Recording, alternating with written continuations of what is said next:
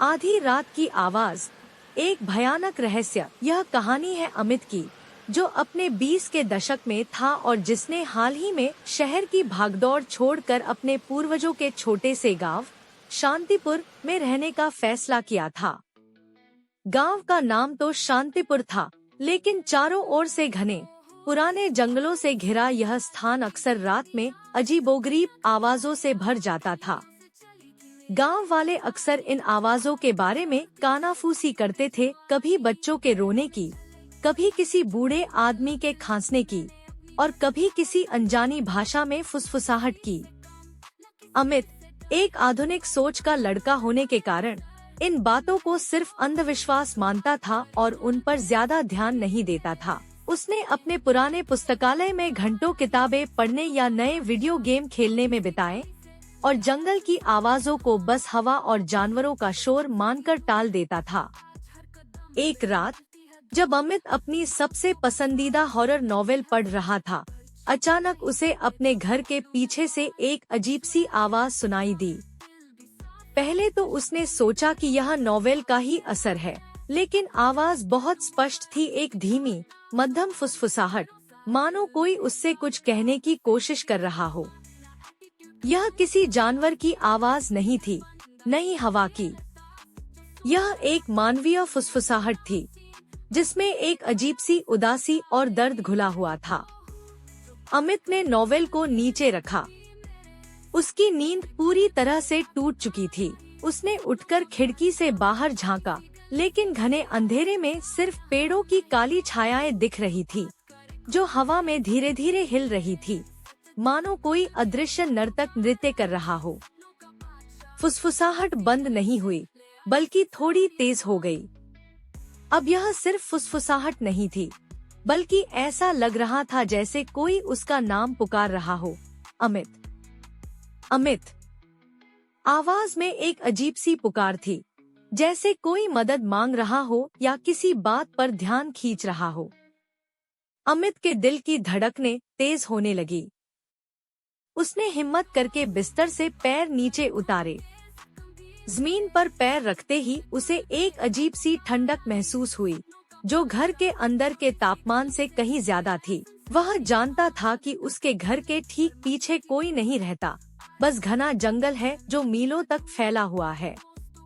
गांव वाले कहते थे कि जंगल में पुराने खंडहर हैं, जहां सालों पहले एक अजीब हादसा हुआ था, जिसमें एक परिवार के सभी सदस्य रहस्यमय तरीके से गायब हो गए थे।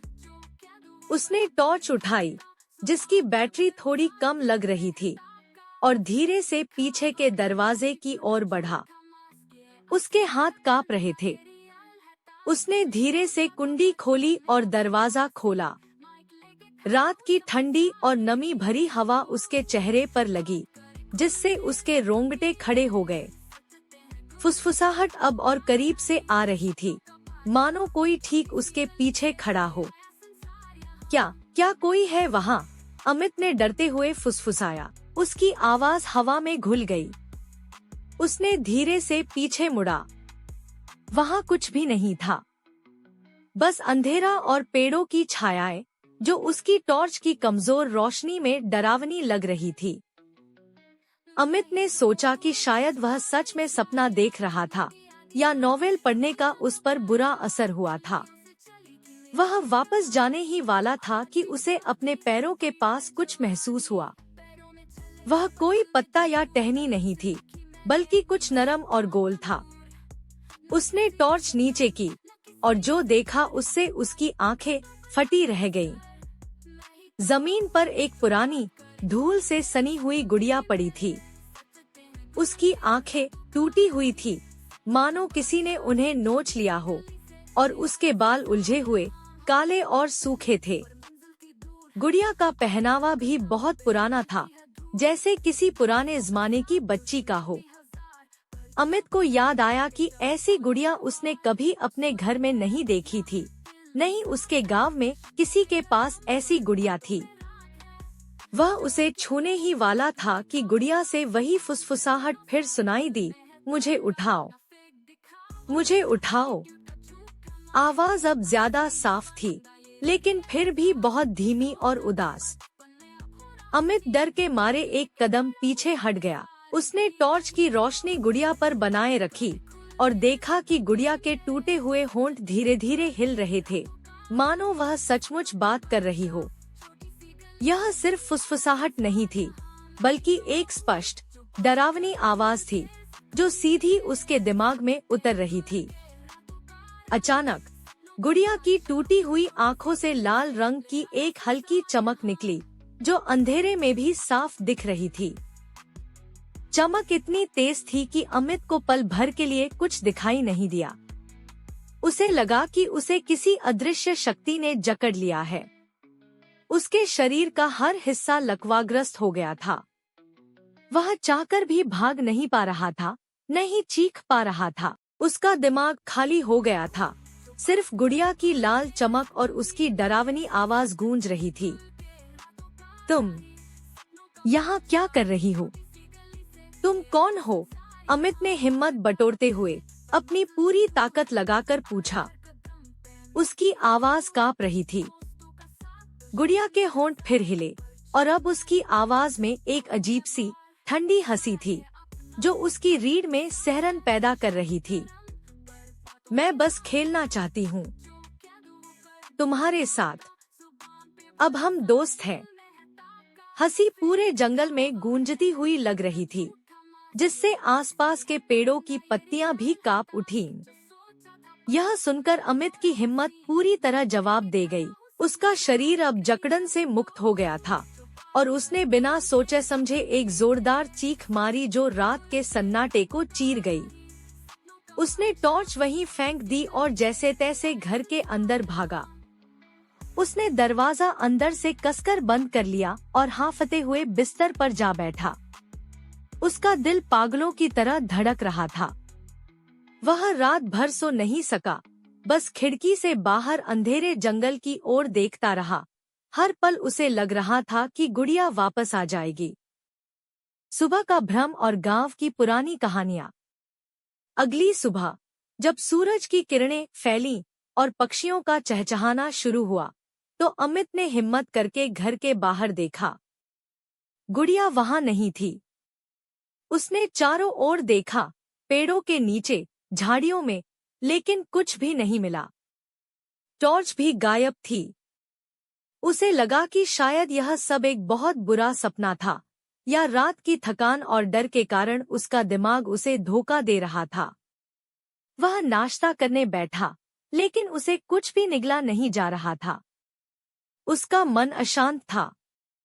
उसने सोचा कि इस घटना के बारे में गांव के मुखिया रामलाल काका से बात करनी चाहिए। रामलाल काका गांव के सबसे बुजुर्ग और ज्ञानी व्यक्ति थे, जो गांव के इतिहास और लोक कथाओं के बारे में सब कुछ जानते थे। अमित रामलाल काका के घर गया और उन्हें रात की पूरी घटना बताई। रामलाल काका ने अमित की बात ध्यान से सुनी। उनके चेहरे पर एक गहरी चिंता की रेखा उभर आई। उन्होंने अपनी लंबी दाढ़ी सहलाते हुए कहा, अमित बेटा, तुमने जो देखा वह कोई सपना नहीं था। यह उस गुड़िया वाली चुड़ैल की कहानी है, जिसके बारे में गांव में सालों से लोग बात करते आए हैं। रामलाल काका ने बताया कि सदियों पहले इसी जंगल के अंदर एक छोटा सा गांव था। वहां एक छोटी बच्ची रहती थी जिसका नाम लीला था। लीला को अपनी गुड़िया से बहुत प्यार था। वह उसे कभी अपने से दूर नहीं करती थी। एक दिन गांव पर एक भयानक बीमारी का कहर टूटा और लीला सहित पूरा गांव काल के गाल में समा गया। लेकिन कहा जाता है कि लीला की आत्मा अपनी गुड़िया में समा गई और वह आज भी उस गुड़िया के साथ किसी को खेलने के लिए ढूंढती है। जो कोई भी आधी रात में उस गुड़िया को उठाता है, वह उसके दुष्ट खेल में फंस जाता है। लीला की आत्मा बहुत एकाकी थी और वह अपने पुराने गांव के खंडहरों में भटकती रहती थी। वह चाहती थी कि कोई उसके साथ खेल करे, लेकिन उसका खेल इतना भयावह था कि कोई भी इंसान उसका सामना नहीं कर पाता था। काका ने आगे कहा, जो कोई भी उसकी फुसफुसाहट सुनता है और उसे उठाने की कोशिश करता है, वह उसके चंगुल में फंस जाता है। धीरे धीरे वह गुड़िया उस व्यक्ति के मन पर नियंत्रण करना शुरू कर देती है और उसे अपने भयानक खेल में शामिल कर लेती है। काका ने अमित को सख्त हिदायत दी कि वह उस गुड़िया के बारे में न सोचे और न ही उसे ढूंढने की कोशिश करे, क्योंकि उसे ढूंढने वाला कभी वापस नहीं आता। अमित रामलाल काका की बातें सुनकर और डर गया। उसे लगा कि वह अब तक सुरक्षित है, लेकिन उस गुड़िया की आवाज और लाल आंखें उसके जहन से नहीं जा रही थी। गुड़िया का लौट आना और बढ़ता हुआ डर। कुछ दिनों तक सब ठीक रहा। अमित ने अपनी दिनचर्या सामान्य रखने की कोशिश की, लेकिन उसे हर रात सोने में डर लगता था। उसे लगता था कि वह गुड़िया कभी भी वापस आ सकती है। उसका कमरा उसे पहले से ज्यादा ठंडा और खाली लगने लगा था। एक रात अमित अपने कमरे में बैठा था और लैपटॉप पर कोई फिल्म देख रहा था। अचानक लैपटॉप की स्क्रीन फ्लिकरिंग करने लगी और फिर पूरी तरह से नीली हो गई। अमित ने उसे बंद करके फिर से चालू करने की कोशिश की, लेकिन वह चालू नहीं हुआ। तभी उसने देखा कि कमरे की खिड़की थोड़ी खुली हुई थी, जबकि उसने उसे बंद किया था। एक ठंडी हवा का झोंका अंदर आया, जिससे कमरे के पर्दे धीरे धीरे हिलने लगे और फिर उसने वही मध्यम फुसफुसाहट सुनी। इस बार यह इतनी धीमी नहीं थी, बल्कि बहुत साफ थी, मानो कोई उसके कान में फुसफुसा रहा हो। तुम मुझे भूले नहीं ना, अमित? अमित ने डर के मारे आंखें बंद कर ली। जब उसने आंखें खोली तो उसने देखा कि उसकी मेज पर ठीक उसके सामने वही पुरानी टूटी हुई गुड़िया रखी थी। उसकी आंखें अभी भी टूटी हुई थी, लेकिन उनमें से एक हल्की सी लाल चमक निकल रही थी। अमित चीखा और अपनी कुर्सी से पीछे हट गया। तुम यहाँ कैसे आई? उसने कांपती आवाज में पूछा। गुड़िया के होंठ फिर हिले। मैं तो हमेशा तुम्हारे साथ थी, तुम बस देख नहीं पा रहे थे। उसकी आवाज अब उदास नहीं थी, बल्कि एक छलकपट भरी हंसी में बदल गई थी। अमित को लगा कि गुड़िया उसकी ओर बढ़ रही है। वह अपनी जगह से उठकर भागा और कमरे का दरवाजा खोलकर बाहर गैलरी में आ गया। लेकिन गुड़िया वहां भी थी, सीढ़ियों के पास। हर तरफ उसे गुड़िया की परछाई और उसकी हंसी सुनाई दे रही थी। वह पूरे घर में भागता रहा, लेकिन गुड़िया हर जगह मौजूद थी। उसकी हंसी हर कमरे में गूंज रही थी।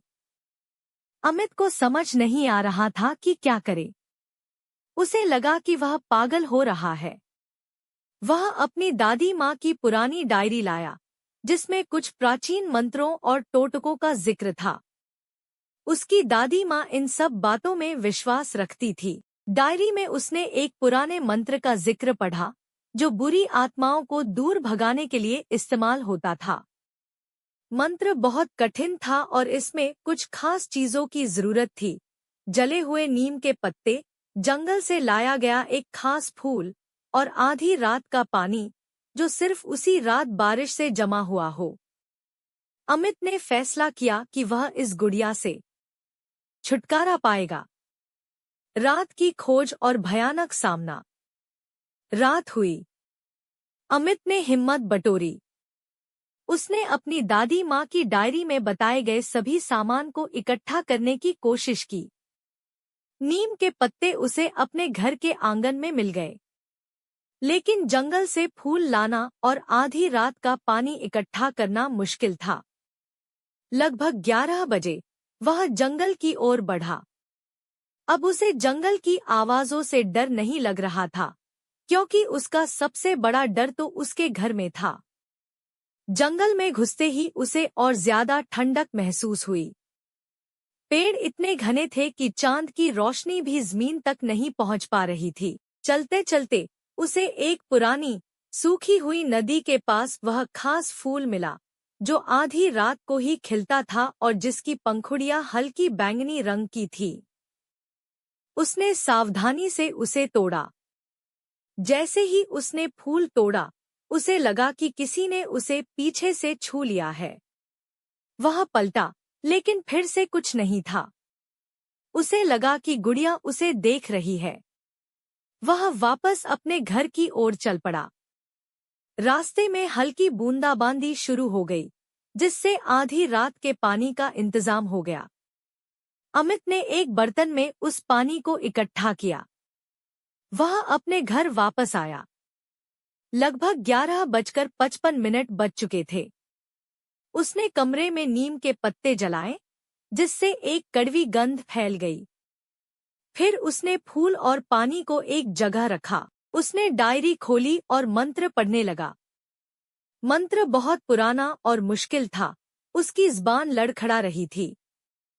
जैसे ही उसने मंत्र पढ़ना शुरू किया, कमरे में अचानक तेज हवा चलने लगी, जबकि खिड़कियां और दरवाजे बंद थे। गुड़िया, जो मेज पर रखी थी, हिलने लगी और उसके होंठ तेजी से हिलने लगे, जैसे वह कुछ बोल रही हो, लेकिन कोई आवाज नहीं निकल रही थी। उसकी आंखों की लाल चमक और तेज हो गई, जिससे पूरा कमरा लाल रोशनी से भर गया।